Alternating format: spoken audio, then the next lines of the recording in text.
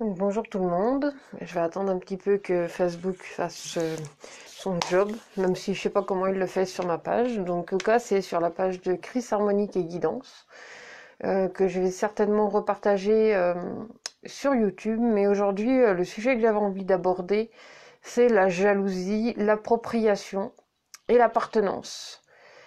En fait, ça fait déjà un petit moment que j'avais envie d'aborder ce sujet dans une des vidéos.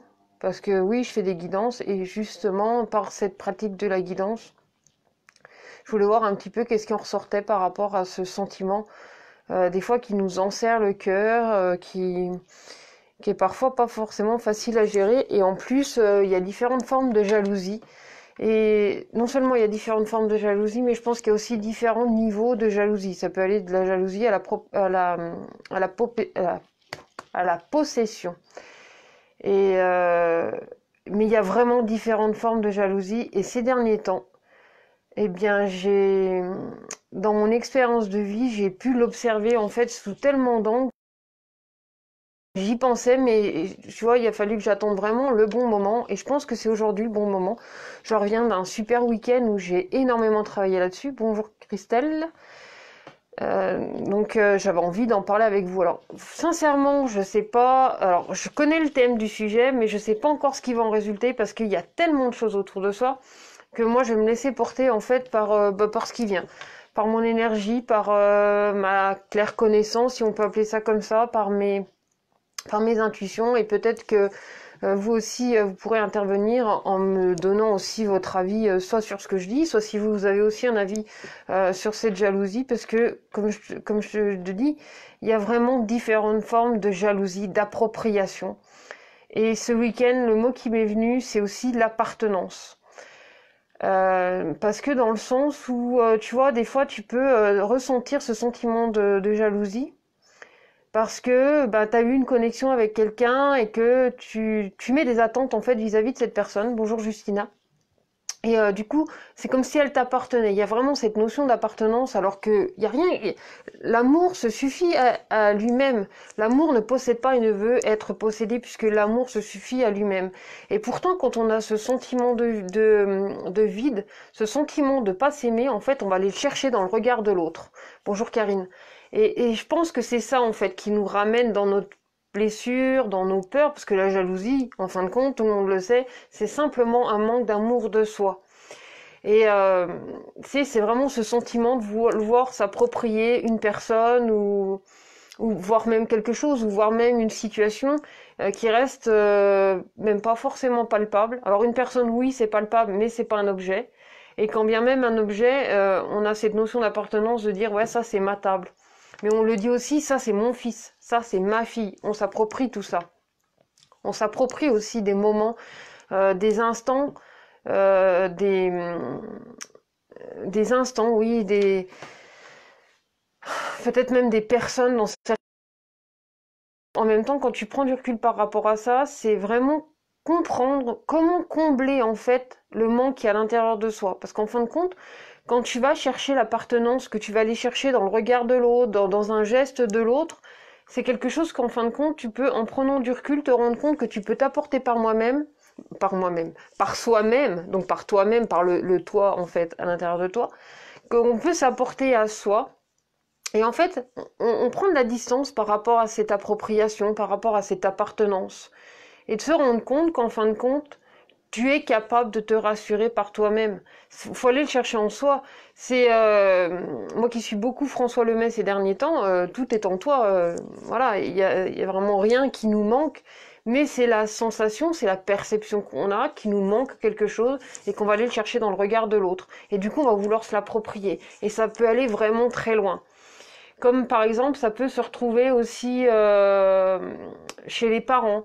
Euh, qui, d'une certaine manière, veulent s'approprier leurs enfants, comme si leur enfant leur appartenait et qui ne pouvait pas être pour les autres, qu'il faudrait qu'il soit que pour eux. En tout cas, c'est une sensation qui peut aussi donner une forme de jalousie, dans le sens où quand on voit son enfant faire des choses pour d'autres, alors qu'elle a l'habitude de faire des choses pour sa famille, pour ses parents, pour ses grands-parents, pour ses frères, pour ses sœurs, et que ces personnes-là de la famille voient que on fait aussi pour d'autres, ça peut susciter ce sentiment d'appropriation, ce sentiment où justement on s'accapare les gens. Et en même temps, tu vois, pour toi qui es jalousé, par exemple, tu sais, tu peux laisser vraiment ce sentiment à l'autre parce que ça amène aussi un travail sur soi.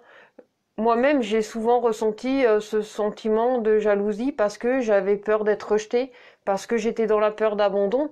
Mais en fin de compte, si tu connais les 5 blessures de l'âme, ce sentiment de jalousie, tu peux le retrouver pour chacune de ces blessures. C'est-à-dire que par exemple, quand tu es dans l'abandon, quand tu vas voir une personne que tu aimes, regarder, toucher, discuter avec quelqu'un d'autre, ça pourra te donner cette sensation, à différents niveaux bien sûr, te sentir abandonné, te sentir, tu sais, laissé comme si, mais j'ai plus cette exclusivité-là, comment je vais faire? Il me regarde plus, il veut pas de moi.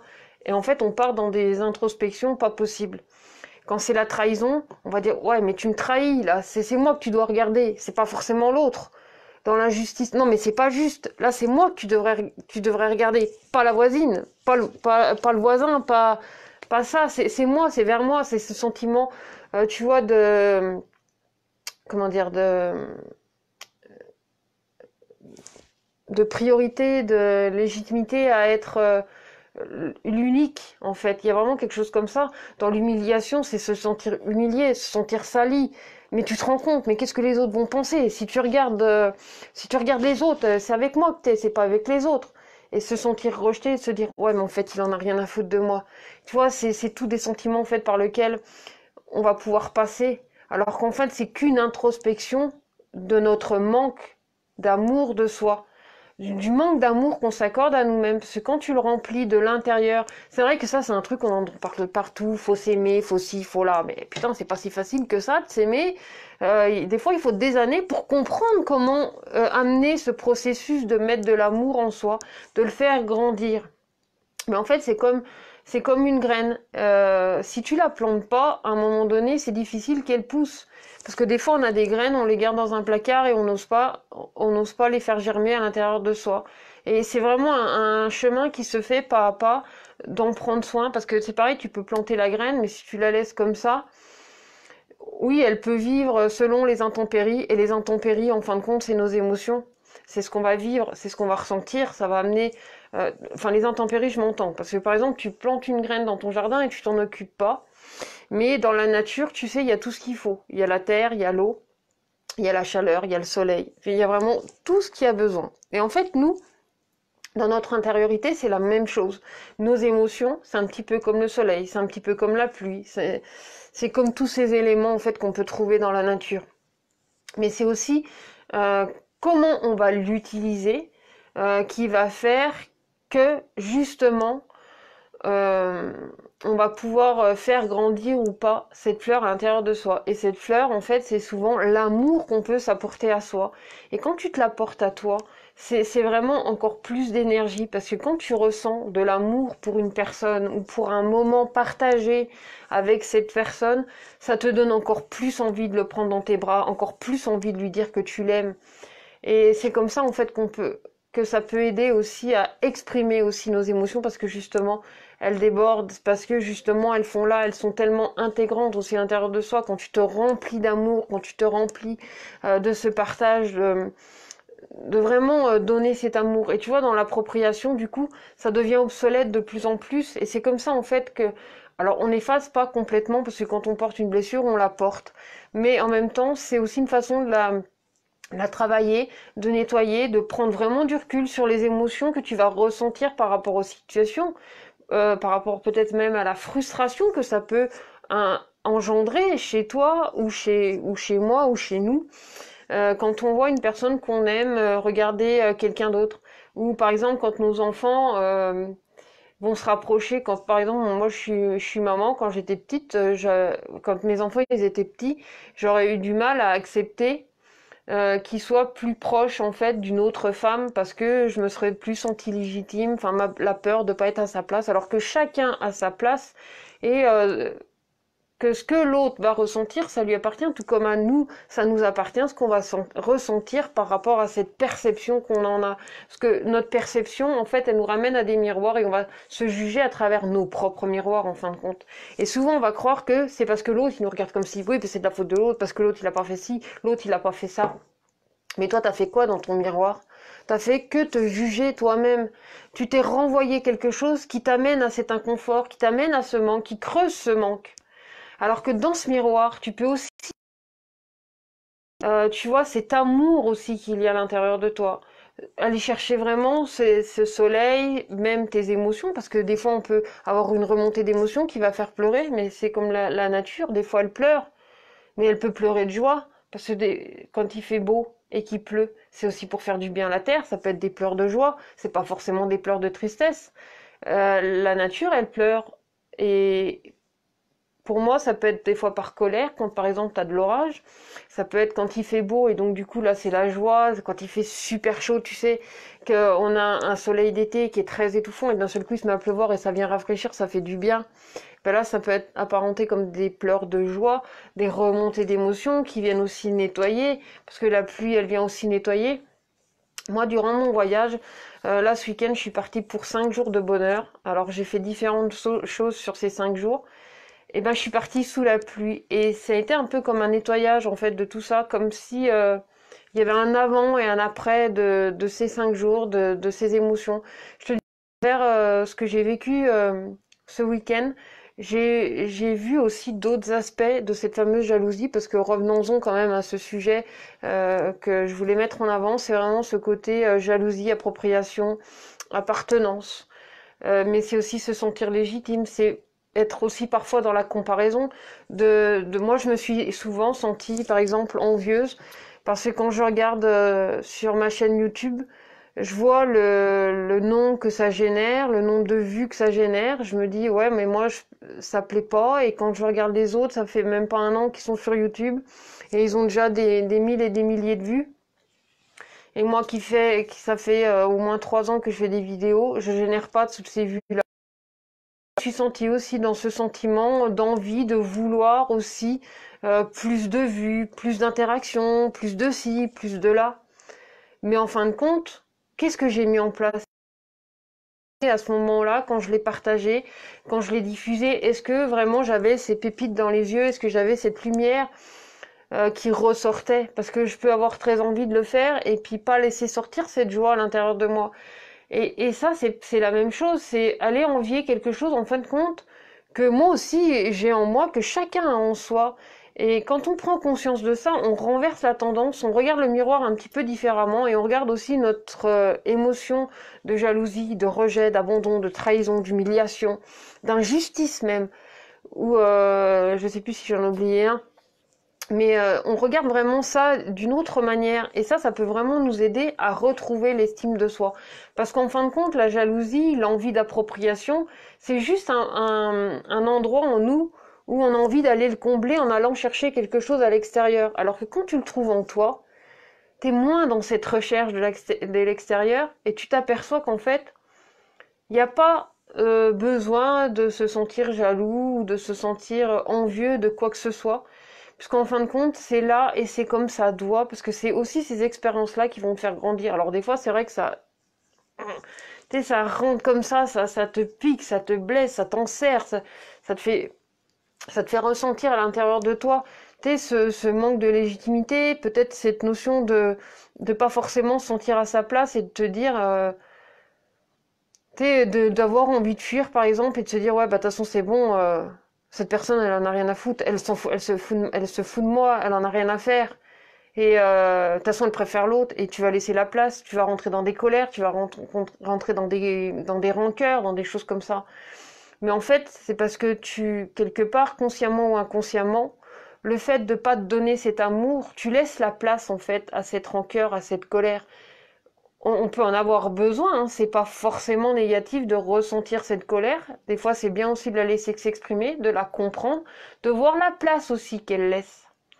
Et en fait, de lui donner tout ton amour, de l'englober de cet amour, pour redonner, en fait, tu vois, l'équilibre. Et justement, dans mon dernier jour de périple, j'ai été voir une amie qui m'a demandé, mais toi, comment tu vois le yin et le yang? Vous allez me dire, ouais, bah, elle passe du coq à l'âne. Maintenant, je trouve que, tu vois, en fin de compte, c'est une bonne continuité à ça, parce que c'est trouver aussi l'équilibre à l'intérieur de soi. Dans le yin et dans le yang, en fait, t'as le yin, il est noir, avec un point blanc à l'intérieur. Nous, quand on regarde un yin et yang, c'est quelque chose, tu vois, qui est, je sais pas si tu vas le voir, mais tu vois, qui est enfin, très équilibré. Mais en fin de compte, l'un et l'autre se renvoient, en fait, leur énergie. Parce que quand tu vas le coucher, le yin et le yang, tu vois bien, en fait, ces énergies, il y en a une qui pousse l'autre et qui repousse l'autre. Et c'est ça aussi qui donne le mouvement à l'intérieur de soi. Et là, on le voit comme quelque chose de très équilibré, puisque quelque part, c'est ce qu'on va aller rechercher à l'intérieur de soi, se sentir serein avec soi-même, se donner assez d'amour, et en même temps, cet amour qui va venir booster. Mais au même titre que ta colère, elle va venir booster d'autres choses. Après, c'est à chacun de trouver son équilibre, de s'harmoniser en soi. Moi, le thème principal que j'ai envie de partager à travers mes vidéos, c'est ça, c'est de retrouver l'harmonie du cœur. Et de ce sentiment de jalousie, d'appartenance, d'appropriation, en fait, ça, c'est la clé de tout, en fait, c'est l'harmonie du cœur. C'est le cœur, enfin, c'est l'amour. C'est vraiment ce que tu vas venir apporter, en fait, à tes blessures, ce que tu vas venir comprendre. Qu'est-ce que ça génère comme place à l'intérieur de toi? Qu'est-ce que ça vient remplir? Qu'est-ce que tu cherches à remplir quand tu agis de telle ou telle manière, quand tu ressens telle ou telle émotion? Qu'est-ce que tu viens aussi nourrir à l'intérieur de toi? Comment tu le nourris? Comment tu nourris cette graine? Tu vas accentuer cette jalousie et vouloir te l'approprier encore plus, la cacher, ne pas la laisser au monde, alors qu'en fin de compte, quelque part, c'est une façon aussi de priver l'être que tu aimes ou la situation, oui, l'être que tu aimes, en fait, de le laisser expérimenter ce qu'il a besoin d'expérimenter. Alors oui, parfois, on a l'impression que c'est pas facile, et pourtant, la clé de tout, c'est vraiment le lâcher prise. Mais qu'est-ce que c'est, ce lâcher prise? Tout le monde nous en parle, ouais, ça a l'air tellement facile, en fait, le lâcher prise, ouais, tu te lâches. Et ben, en fait, le lâcher prise, c'est quelque part, tu le trouves quand t'es serein, quand tu vis ce moment présent. Parce que tu peux ressentir une blessure, mais quand tu restes figé sur cette blessure et que c'est ça que tu vas nourrir, tu oublies de vivre cet instant présent, de nourrir ce moment que tu es en train de vivre. Là, je suis en train de te parler de choses de mon passé, puisque ça explique des choses, mais en même temps, c'est de prendre conscience de ta présence dans ce moment présent. Et quand tu prends conscience de ta présence ici, dans ce moment présent, tu t'aperçois en fait que la blessure, elle se dissipe d'elle-même. Parce que tu es simplement là. Tu n'es pas l'émotion, tu la vis, tu la ressens, mais tu n'es pas cette émotion-là, tu n'es pas ce que tu as vécu, tu n'es pas cette colère, tu n'es pas cette jalousie. C'est juste un sentiment qui vient en toi pour nourrir ou pas quelque chose. Mais toi, comment tu vas le nourrir? Comme le yin et le yang, comment tu vas le contrebalancer? Qu'est-ce que tu vas lui donner à ce sentiment? Et ça, tu vois, là, je te parle de la jalousie, de l'appartenance, bonjour Sandra, de l'appropriation. Mais en fin de compte, je pense que c'est valable pour toutes les émotions. Et c'est en ça que, pour moi, le symbole du yin et le yang, ça c'est un symbole universel, tout le monde le connaît. Mais dans ce symbole, il y a tellement tout. Tu peux tellement tout le représenter. Tu peux tellement, il y a des millions de facettes en fait à ce symbole, comment tu peux l'adapter aussi à ce que tu vis, à ce que tu ressens, à comment tu vas le contrebalancer à l'intérieur de toi, comment tu vas le vivre, qu'est-ce que tu vas lui envoyer, comment tu vas le rejeter aussi à l'extérieur, parce qu'au bout du compte, ce qui se passe à l'intérieur, ça aura un impact sur ce que tu vas partager. Donc plus tu vas donner de l'amour là à l'intérieur, et je peux te le dire parce que je le vis, je sens cet amour grandir en moi. Alors j'espère que ça fera pas le ballon qui va éclater, tu sais, au bout d'un moment parce que il est trop gonflé. C'est d'apprendre à en prendre soin, parce que j'ai aussi mes moments où tu vois, bon, ça retombe comme un soufflet, et j'ai envie de pleurer parce que j'ai des larmes dans les yeux, parce qu'il y a des choses qui se vivent, qui me font remonter ces blessures. Mais c'est aussi d'accueillir, tu vois, ces larmes, de les laisser couler, de venir pour purifier, parce que ces larmes, elles sont là aussi pour venir nourrir l'amour qui est à l'intérieur de moi, ce que j'ai envie aussi de faire grandir, ce que je choisis de faire grandir en moi. Ok, j'accepte, je reçois cette blessure que ça peut engendrer suivant la situation, essayer de la comprendre, Et en fait, j'ai réalisé que parfois, pour prendre du recul justement sur ces sentiments qui peuvent piquer, c'est au lieu de se figer que sur la situation qui fait que tu ressens ce sentiment-là. Tu sais, tu le figes, tu le restreins dans une boîte, il a plus de place, il peut pas bouger. Et là, bah, il sait pas comment sortir de ça. C'est ouvrir la boîte et regarder, en fait, les choses aux alentours qui te font aussi vibrer cette énergie-là, lui donner plus d'espace, plus de compréhension sur ce que tu vis dans d'autres situations. Parce que là, tu peux ressentir, par exemple, ce sentiment de jalousie par rapport à cette personne à ce moment-là. Mais ne pas, justement, c'est le fait de ne pas rester figé sur ce moment-là par rapport à cette personne. De regarder aussi ce qu'il y a autour. Après, c'est un processus, hein. Tu le prends tout doucement, tu regardes ce qu'il y a autour de cette situation. Qu'est-ce qu'il y a autour? Qu'est-ce qui m'amène ces sentiments? Tu vois, c'est comme l'étirer. Et quand tu étires quelque chose, bah, tu vois, ça s'étend et ça donne une autre consistance. Des fois, c'est tout recroquevillé, tu vois pas forcément l'image. Et quand tu l'attires, tu l'étires, et là, tu comprends mieux un peu ce qui se passe. Et ben, dans ton sentiment, c'est un peu la même chose. C'est de pouvoir l'étirer, le faire grandir, regarder ce qu'il y a tout autour pour lui donner une autre consistance, une autre présence, en fait, à ce qui se vit pour mieux se comprendre. Parce qu'en fin de compte, c'est ça le but de la vie. C'est aussi apprendre à se comprendre, apprendre à comprendre pourquoi dans cette situation-là, ça a généré ça. Pourquoi à ce moment-là, j'ai manqué d'amour, comment ça se fait que j'ai pas réussi à me donner cet amour? Pourquoi j'ai été le chercher ailleurs? Pourquoi enfin, c'est pas que des pourquoi, mais quelque part sans se torturer non plus la tête. C'est pas la peine d'être que sur ça, que tu vois, c'est plus je vais me restreindre, plus je vais m'empêcher, je vais me coincer dans une boîte. Là, c'est au contraire laisser ouvrir un petit peu cette boîte et regarder ce qu'il y a autour, lui donner de l'ampleur, lui donner de la place. C'est vraiment prendre sa place dans l'espace. C'est retrouver cette énergie. Moi, longtemps, tu vois, je me suis enfermée dans une boîte à tel point que j'arrivais même plus à me lâcher, que j'arrivais pas à danser. Et là, dans ce week-end, tu vois, j'ai réussi à me lâcher, j'ai réussi à prendre ma place. Parce que c'est un besoin aussi de... Enfin, c'est une perception de se dire, ouais, mais j'ai pas ma place. Et quand t'as pas ta place, ben, qu'est-ce que tu fais? Tu te recroquevilles comme ça sur toi, tu t'empêches de bouger. Et du coup, qu'est-ce que ça fait? Bah, c'est que tu deviens rigide, tu deviens, t'es aigri, torturé, blessé. Et ça fait que accentuer en fait cette blessure, cette peur d'être abandonné, cette peur d'être trahi, cette peur que ça soit pas juste pour toi, de te sentir humilié, rabaissé, ou voire même rejeté. Mais parce que justement tu n'oses pas prendre ta place dans l'espace. Tu sais, dans l'espace de la vie, en fin de compte, on a notre place, on a aussi cette énergie. Et le fait de parfois avoir peur que parce que l'autre il a regardé ça, c'est quelque part la peur de prendre sa place, tu vois, de prendre qui on est. Merci Christophe. Oui, j'ai passé vraiment un super week-end et je suis pleine d'amour et pleine de gratitude aussi pour ces belles rencontres, pour ces partages et pour tout ça. Et c'est vrai que j'avais envie de vous le partager aussi à travers, voilà, à travers tout ça. Là, je vous le partage à travers un sujet de la jalousie. Parce que c'est quelque chose, comme je disais en début de vidéo, la jalousie, l'appartenance, c'est pas restreint à juste je suis jalouse quand mon homme il regarde une autre nana. Ou jaloux. Je peux être jaloux aussi parce que l'autre il a réussi mieux que moi. Parce que l'autre il a des capacités que je pense ne pas avoir. Mais j'en ai d'autres.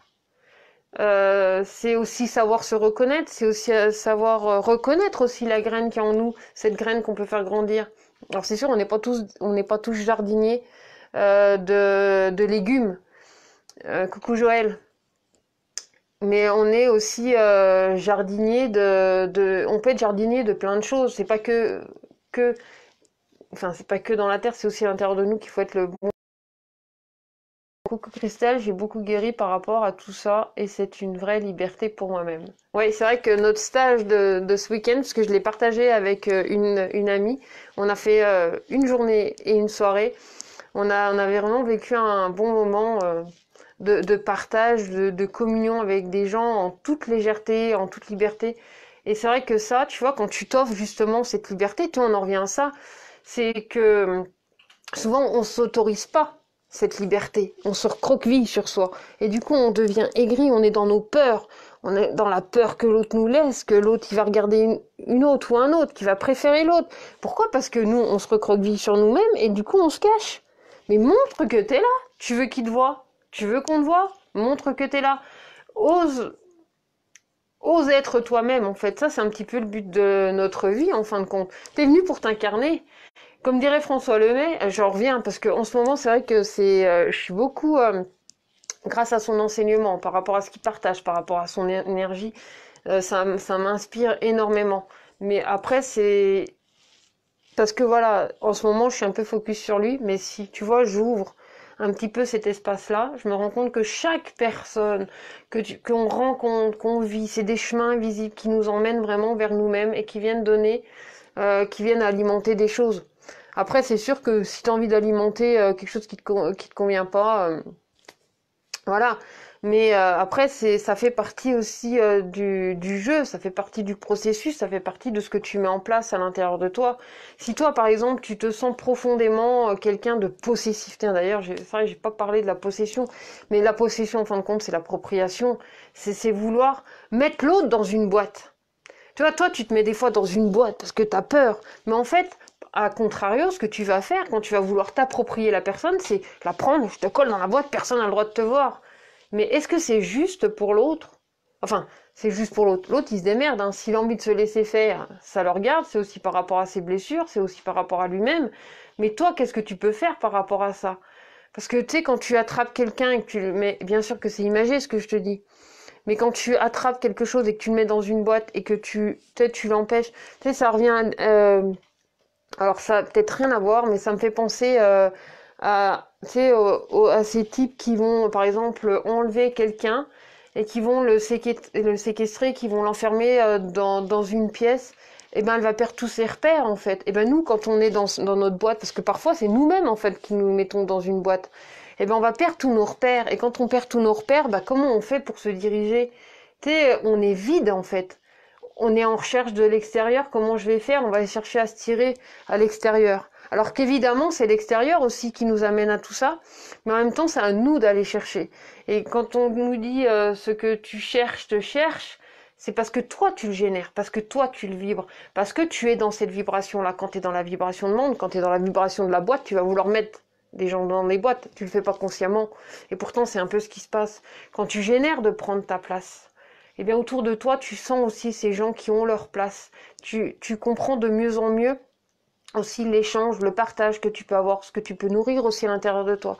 Vraiment trouver cette énergie, te nourrir de cette énergie, te nourrir de cet amour, de ce partage. Moi, je pense qu'il y a beaucoup de choses qui passent par rapport à ça et qui peuvent vraiment nous amener en fait à cette harmonie dans notre cœur, à cette vibration. Mais après, c'est un travail de chaque jour, de chaque instant. Ah oui, c'est chiant parce qu'il faut bosser, mais en fait, c'est pas vraiment je bosse parce que regarde, tu sais respirer, que tu respires en conscience ou pas, tu sais respirer dans tous les cas. Après, respirer en conscience, ça c'est une autre affaire, c'est quelque chose que tu peux entraîner pour respirer. Mais dans tous les cas, de toute façon, tu vas respirer. Donc dans tous les cas, ma foi, tu vas être là. Comment tu vas le vivre? Ça, c'est vraiment toi qui vois. Si tu as envie de t'enfermer dans une boîte, si tu aimes être enfermé dans une boîte, tu as le droit d'être enfermé dans une boîte. Il n'y a pas de bien ou de pas bien. C'est vraiment en fonction de ce que toi tu ressens et de ce que tu vas vibrer en fait à l'intérieur de toi et de comment tu vas l'harmoniser aussi en toi. Voilà, j'ai un peu fait le tour, mais si ce genre de vidéo vous plaît, si qui sait, peut-être j'en referai parce que j'ai envie. J'avais aussi un autre projet dans ma tête, c'est de vous faire justement, tu vois, des petites capsules. Enfin, alors des petites capsules, je sais pas parce que quand je pars à discuter, peut-être que des fois ça peut aller loin. Mais de faire des vidéos en fait par rapport aux blessures. Tu vois, on a 5 blessures principales. Moi j'ai connu ça grâce à Lise Bourbeau. Hein. J'avais lu son bouquin et comment guérir de ces blessures. Et de faire pareil une vidéo selon un sujet. Donc selon une des blessures pour voir comment on peut la travailler, voir peut-être ce qu'on dit, parce que comme là je savais pas à l'avance comment j'allais embarquer dans cette vidéo.